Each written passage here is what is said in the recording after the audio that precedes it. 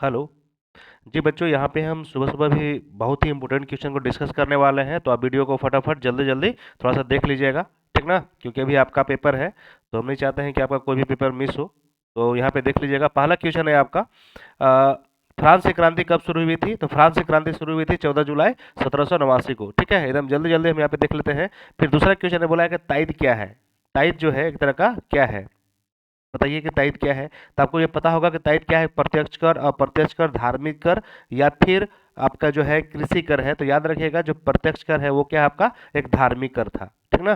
जल्दी जल्दी हम लोग क्वेश्चन को कर लेते हैं। एग्जाम हॉल में जाने से पहले क्वेश्चन को क्या करोगे बच्चा, आप देख करके ही जाओगे। अगला बोला है कि फ्रांसीसी समाज में सत्ता और सामाजिक हैसियत को अभिव्यक्त करने वाली श्रेणी को क्या कहा जाता है? तो आपको ये क्या पाया, इसको बोलते हैं स्टेट बोलते हैं, ठीक है? स्टेट बोलते हैं बच्चा इसको।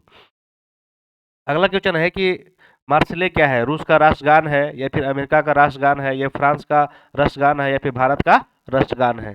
ठीक है, तो याद रखिएगा ये क्या है, फ्रांस का राष्ट्रगान है। बोला गया कि 1774 ईस्वी में फ्रांस की राजगद्दी पर कौन आसीन था? 1774 ईस्वी में फ्रांस की राजगद्दी पर कौन आसीन था? ठीक है, तो याद रखो कि कौन आसीन था? लुई 16वां। कौन था बच्चा? लुई 16वां। थोड़ा सा हम बड़ा कर दे रहे हैं इसको, ठीक है? लुई 16वां। अगला क्वेश्चन में चलते हैं और देखते हैं कि अगला क्वेश्चन क्या है। बहुत ही इंपॉर्टेंट क्वेश्चन है, आप इसको देख करके ही जाओगे। फिर हम लोग क्वेश्चन नंबर 6 में चलते हैं। बोला गया है कि रूस के संपन्न किसान को क्या कहा जाता है? रूस के संपन्न किसान को क्या कहा जाता है?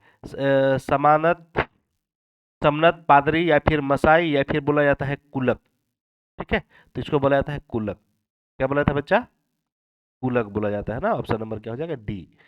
अगला क्वेश्चन है, बोला गया है कि मार्फा वार्सलेवा कौन थी? एक जादूगर या फिर एक बहादुर महिला कारीगर थी या एक अनपढ़ किसान या फिर एक शिक्षिका थी? ठीक है, तो याद रखना कि एक ये बहादुर महिला कारीगर थी, ठीक है? चलिए अगला क्वेश्चन की ओर चलते हैं। 7 तक हो गया ना बच्चा, फटाफट हम यहाँ पे क्वेश्चन को करेंगे। 8 है, बोला कि सेंट पीटर्सबर्ग का नया नाम क्या पड़ा था? पेरिस, मॉस्को या ए बी दोनों या फिर ऑप्शन नंबर डी? बताइएगा 8 का। तो याद रखोगे यहाँ पे जो पोत्रो पोत्रो गॉर्थ करके है ना, यही आपका सेंट पीटर्सबर्ग का नया नाम पड़ा था, ठीक है? चलिए 8 के बाद हम लोग चलते हैं 9 में। बोला गया है क्वेश्चन में कि 1917 में जार शाही का पतन की घटना को क्या कहते हैं?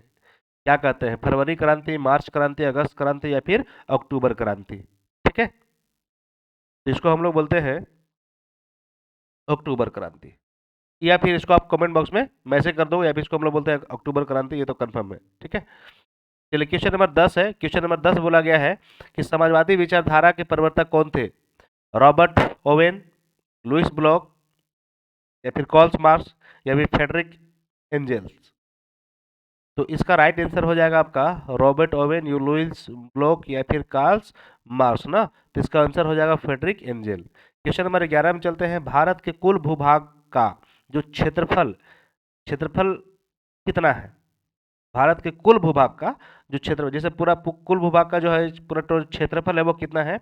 38.2 लाख वर्ग किलोमीटर या फिर 32.8 लाख वर्ग किलोमीटर या फिर 2 लाख 328 लाख वर्ग किलोमीटर या फिर ऑप्शन नंबर डी होगा, ठीक है? तो याद रखोगे ऑप्शन नंबर इसका हो जाएगा सी हो जाएगा, ठीक है? चलिए अगला क्वेश्चन देख लीजिए।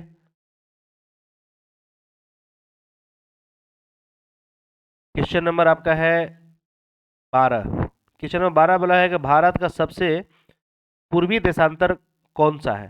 भारत का सबसे पूर्वी देशांतर कौन सा है? तो आपको ये पता होगा कि पूर्वी देशांतर है वो क्या होगा? 70.6, ठीक है? अगला क्वेश्चन है कि नेपाल की सीमा किस राज्य से नहीं लगती है?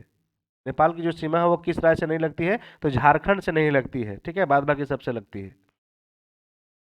अगला क्वेश्चन है आपका कि भारत में भौगोलिक आकृतियों के दृष्टिकोण से कितने भागों में विभाजित किया गया है? 4, 5, 6 या फिर 7 भाग में? तो याद रखिएगा इस कितने भाग में इसको बांटा गया है? 7 भाग में बांटा गया है, ठीक है? चलिए हम लोग चलते हैं 15 क्वेश्चन में। अब 15 क्वेश्चन बोला गया है कि हिमालय में स्थित भारत की सबसे ऊंची चोटी कौन है। देखो अगर यहाँ पे भारत दिया हुआ है ना, तो भारत में सबसे ऊंची चोटी आपका कंचनगंजा होगा, कंचनजंगा, ठीक है।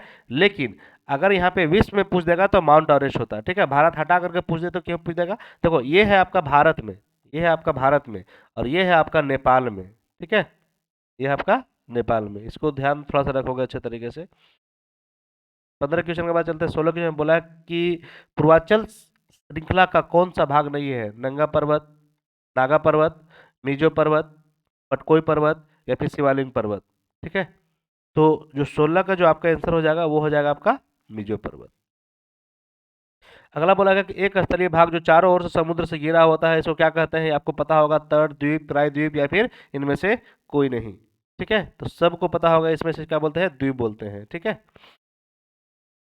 क्वेश्चन नंबर 18 में चलते हैं। 18 नंबर क्वेश्चन क्या बोला गया है कि भारत मैदान में वेदिका जैसे आकृति किस भाग में प्रदर्शित होती है। गंगा मैदान में वेदिका जैसी आकृति किस भाग में प्रदर्शित होती है।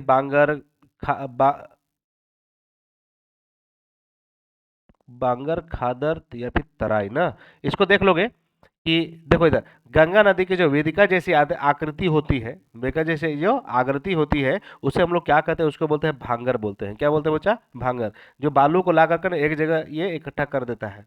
अगला क्वेश्चन है, गंगा नदी के उद्गम कहाँ से होता है। गंगोत्री से। कहाँ से, गंगोत्री से। फिर अगर पूछते कहाँ, तो नर्मदा वाला भाग से होता है, ठीक है। क्वेश्चन नंबर 20 है, बोल गया है कि डल झील कहाँ पे स्थित है। तो आपको पता होगा डल झील कहाँ पे है, जम्मू कश्मीर में। एक पूछेगा आपका वुलर झील भी, तो वुलर झील भी कहाँ है आपका, यहीं पे है ना, जम्मू कश्मीर में। चलिए 20 के बाद हम लोग चलते हैं 21 में। 21 में बोला है गेहूं, चना, जौ आदि किस प्रकार की फसलें हैं। गेहूं, चना और जौ जो फसलें हैं वो किस तरह के हैं। रबी फसल, खरीफ फसल या फिर नकदी फसल, ये सब बताइए। Question number 21। तो याद रखोगे कि गेहूं, चना और जौ ये सब रबी फसल में आते हैं। किस में आते हैं, जैसे हम लोग का धानवा कटता है तो धान कटने के बाद क्या होगा, जो हम लोग बुनते हैं उसी को, तो हम लोग किस में आ जाएंगे इस बच्चे, इसमें रबी फसल में, ठीक ना। जो दलहनी पौधे अधिकतर आते हैं। बोला गया है कि हरित क्रांति की मुख्य विशेषता क्या है।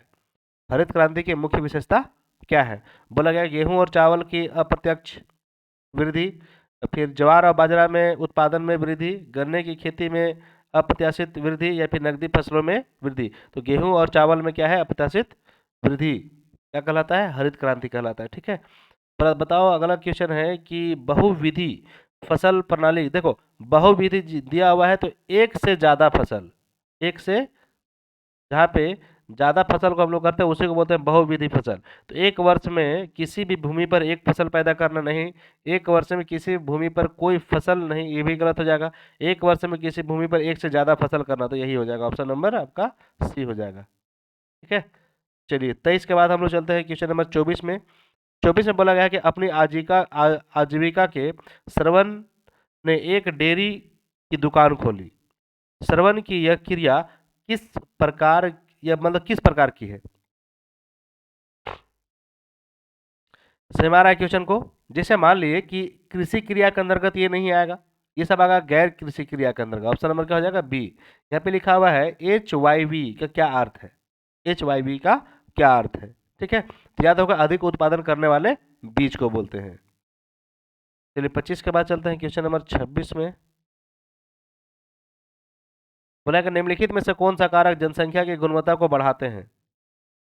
जनसंख्या की गुणवत्ता को बढ़ाते हैं, साक्षरता दर, लोगों में स्वास्थ्य, कौशल वृद्धि या फिर इनमें से सभी। तो ऑप्शन नंबर क्या हो जाएगा बच्चा, इसका डी हो जाएगा, ठीक है। चलिए अगला क्वेश्चन है कि भारत सरकार की पहल सर्व शिक्षा अभियान का प्राथमिक उद्देश्य क्या था। प्राथमिक उद्देश्य क्या था। तो याद रखोगे इसको कि 6 से 14 के बीच, वर्षों के बीच के जो बच्चों का तो जो शिक्षा है उसी पर ध्यान देना इसका मुख्य फोकस था। ये हो गया। क्वेश्चन नंबर 28 में चलते हैं बच्चा। क्वेश्चन नंबर 28 में बोला गया है कि यदि किसी खेत में 5 लोग काम कर रहे हैं और यदि उनमें से 2 लोगों को हटा दिया जाए तो उत्पादन पर कोई प्रभाव पड़ेगा या नहीं पड़ेगा। तो कोई प्रभाव नहीं पड़ेगा। यह किस बेरोजगारी को इंगित करता है, मतलब किसको इंडिकेट करता है। तो याद रखोगे ये प्रच्छन्न बेरोजगारी को इंडिकेट करता है, ठीक है। शिक्षा एवं स्वास्थ्य द्वारा विकसित किए गए मानक को अर्थशास्त्र में क्या कहा जाता है? मानव पूंजी, अस्थायी पूंजी, अस्थायी पूंजी, कार्यशील पूंजी या फिर अस्थायी पूंजी, मतलब इसे क्या कहा जाता है? सिंपल ये पूछा है। ठीक है, तो याद रखो कि इसको बोलते हैं मानव पूंजी। अगला क्वेश्चन है कि लोकतंत्र शासन का वह रूप है जिसमें शासन वंशागत हो। जिससे मान लीजिए कि अगर एक बार कोई प्राइम मिनिस्टर बन गया, मुख्यमंत्री बन गया, वही बार बार बनेगा, ऐसा कोई जरूरी नहीं है, उसी खरखंदन का नहीं होगा। बोला गया कि चुनाव में धन बल का प्रयोग नहीं प्रयोग हो, ये बिल्कुल गलत है। ऐसा किताब में कहीं भी नहीं लिखा हुआ है। ठीक है, लेकिन आजकल तो होता है। जनता शासकों का चुनाव करती हो, तो ये बिल्कुल आपका सही है, ऑप्शन नंबर ये भी गलत हो जाएगा। ठीक है, तो क्वेश्चन को आप एक बार नहीं दो दो बार पढ़ेंगे, और दो दो बार पढ़ने के बाद ही क्या करोगे? आंसर दोगे। बोला गया कि चीन में राष्ट्रपति नियुक्त करने वाले अधिकार किसे हैं? मतलब अधिकार जो है वो किसके पास है? कम्युनिस्ट पार्टी के पास है, या फिर राष्ट्रीय जन संसद है, या फिर प्रधानमंत्री, या फिर इनमें से कोई नहीं? याद रखो ये क्या है आपका? कम्युनिस्ट पार्टी है। जिम्बाब्वे कब स्वतंत्र हुआ था? ये क्वेश्चन पूछा है। बोला गया कि 1960, 1970, 1980 या फिर 1990।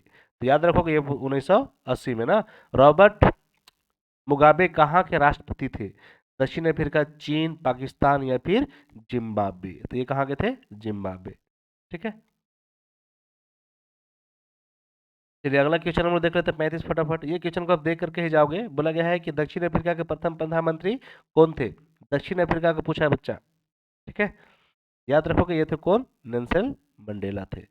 अगला क्वेश्चन हम देख लेते हैं कि संविधान के संबंध में इनमें से कौन सा कथन असत्य पूछा है? कौन सा कथन क्या है? असत्य है। कि ये साथ यह साथ रहे संविधान तरह तरह के लोगों के बीच जरूर भरोसा और सहयोग विकसित करता है। ठीक है, या फिर यह स्पष्ट करता है कि सरकार का गठन कैसे होगा या कैसे फैसले लेने का अधिकार है। यह सरकार के अधिकारों को सीमा नहीं बताता। यह नागरिकों के आधारों आधारों के बारे में, अधिकारों के बारे में बताता है। ठीक है, याद रखिएगा। असत्य पूछा है, असत्य। देखो ये भी आपका सत्य हो जाएगा, ये भी सत्य हो जाएगा, ये भी सत्य हो जाएगा, लेकिन ये वाला भाग क्या है? असत्य हो जाएगा। ये सरकार के अधिकारों का जो सीमा को है उसको नहीं बताता है। ठीक है, वो हमारा जो अधिकार है उसके बारे में बतलाता है। क्वेश्चन नंबर अगला देख लीजिए कि भारत संविधान सभा कब बुलाई गई थी? 14 जुलाई 1942, 14 यहाँ पे सॉरी जुलाई 1944, या फिर 1945, जुलाई 1946? बताओ, जो भारतीय संविधान का जो सभा है वो कब बुलाई गई थी? ठीक है, तो याद रखोगे कि 1946, जुलाई 1946। ठीक है, अगला क्वेश्चन है इनमें से कौन सभा के सदस्य, भारतीय संविधान सभा के सदस्य नहीं थे? देखो पंडित जवाहरलाल नेहरू भी थे, राजेंद्र प्रसाद भी थे, अम्बेडकर साहब भी थे, लेकिन महात्मा गांधी इसका सदस्य नहीं थे बच्चा। चलिए हम लोग चलते हैं अगला क्वेश्चन की ओर। 39 बोला गया है कि इनमें से भारत संविधान के बुनियादी मूल्य कौन नहीं है? समानता, स्वतंत्रता, असहिष्णुता, या फिर बोला गया है धर्मनिरपेक्ष? याद रखोगे इसका होता है ऑप्शन नंबर सी। बोला कि इनमें से कौन सुमेलित नहीं है? मोतीलाल नेहरू 1928 में भारत का संविधान बनाया, ये भी ठीक है। राजेंद्र प्रसाद ये सदस्य थे। भीमराव अंबेडकर प्रारूप समिति जो कमेटी बने थे उसका अध्यक्ष थे, लेकिन इंदिरा गांधी जो थे वो इस संविधान सभा के सदस्य नहीं थे। तो ऑप्शन नंबर क्या हो जाएगा इसका? डी हो जाएगा। अब फटाफट 40 क्वेश्चन को देख करके जाओगे बच्चा, एग्जाम में जाने से पहले, इंटर करने से पहले क्वेश्चन को जरूर देख करके ही जाओगे। ठीक है,